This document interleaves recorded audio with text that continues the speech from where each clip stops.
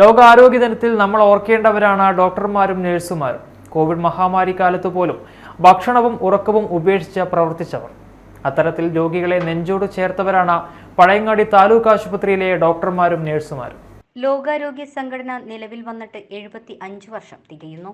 ആഗോളതലത്തിൽ വെല്ലുവിളി ഉയർത്തുന്ന പകർച്ചവ്യാധികളെ പ്രതിരോധിക്കുകയാണ് ഈ ദിനാചരണത്തിന്റെ ലക്ഷ്യം.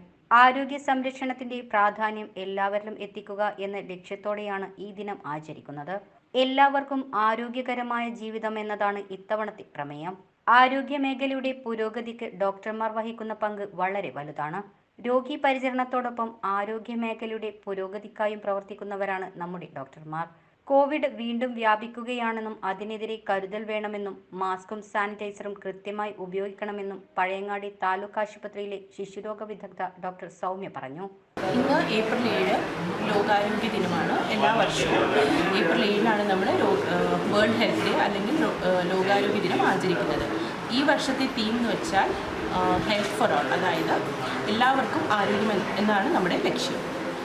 അപ്പോൾ ഇതിൽ പ്രധാനമായും ലോകത്തിൽ പ്രാധാന്യം അർഹിക്കുന്ന 5 കാര്യങ്ങളാണ് ഇതിലുള്ളത്. ഒന്ന്, പകർച്ചവ്യാധികളെ നമ്മൾ അടിച്ചമർത്തുക.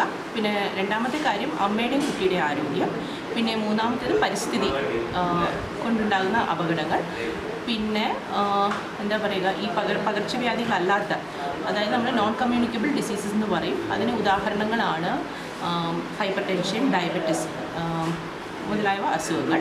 പിന്നെ ഹെൽത്ത് കവറേജ് ഫോർ ഓൾ. അപ്പോൾ ഈ 5 കാര്യങ്ങൾക്ക് നമ്മൾ എന്താ പറയുക, ഒരു രാജ്യം മാത്രമല്ല, ഈ എല്ലാ രാജ്യങ്ങളും ഒത്തൊരുമിച്ച് നിന്നാൽ മാത്രമേ നമുക്ക് ഈ ഒരു ആസ്പെക്റ്റ് നമുക്ക് സാധ്യമാകുകയുള്ളൂ.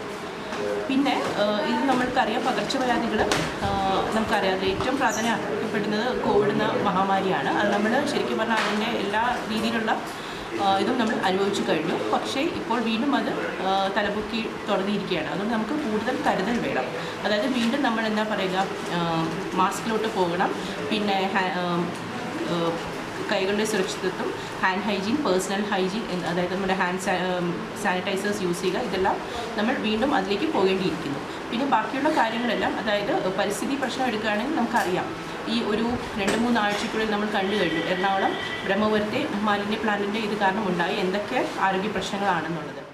മനുഷ്യനെ സംബന്ധിച്ചിടത്തോളം ശാരീരികമായ ആരോഗ്യം പ്രധാനമാണ്. എന്നാൽ ഇതിനൊപ്പം മാനസികവും സാമൂഹികവുമായ ആരോഗ്യത്തെ കൂടി സംരക്ഷിക്കണമെന്നാണ് ലോക ആരോഗ്യ ദിനം ഓർമ്മിപ്പിക്കുന്നത്. കണ്ണൂർ 1 പഴയങ്ങാടി.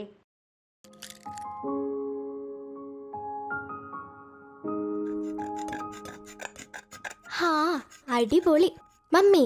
കിച്ചൺ ഐറ്റംസ് തിരഞ്ഞെടുക്കുമ്പോൾ നല്ല നിലവാരമുള്ള ഷോപ്പിൽ നിന്ന് തന്നെ എടുക്കണം. അതിനെത്ര